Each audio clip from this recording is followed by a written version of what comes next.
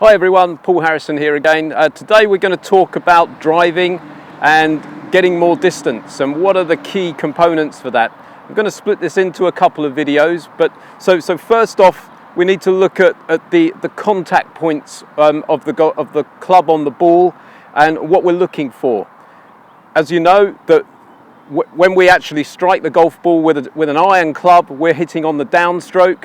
With a wood, okay, or with a driver in particular, we want to be hitting on the upstroke. The optimum launch is nice and high with very low spin. The only way you can get that low spin is to be hitting on the upstroke.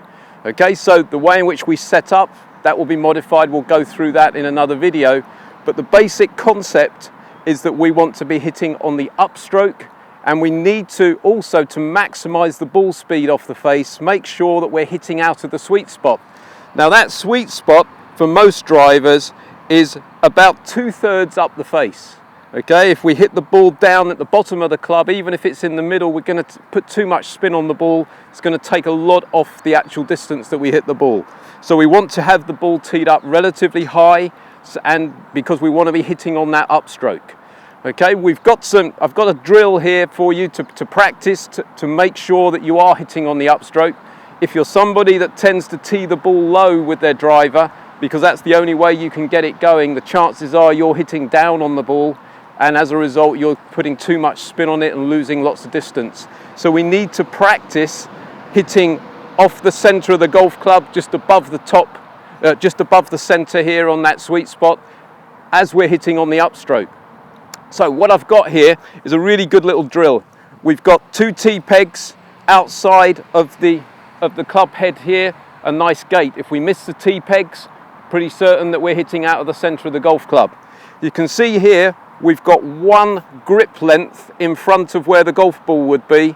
Okay, is that we have an empty, probably best to be empty, I have to say, in the early stages, golf ball box. Okay, we need to miss that. That tells us then that we're hitting on the upstroke. So let me see if I can give you a demonstration of that. Okay, we get into our stance and we're going to swing through the gate and up. Okay, and again here, through the gate and up. Okay, so in summary, we need to make sure we're hitting out of the sweet spot more often. Okay, practice that drill. It's really important that you get used to that. If you're hitting it all over the face, you're going to lose loads of distance. Secondly, we need to be hitting on the upstroke. Okay, we'll talk more about the modifications that we make in the setup to help that, but ultimately you need to understand that the golf ball has gone past the bottom of its arc and is traveling on the upstroke when you strike the ball for optimum launch and low spin conditions. Hope that's been helpful. Please leave your comments below.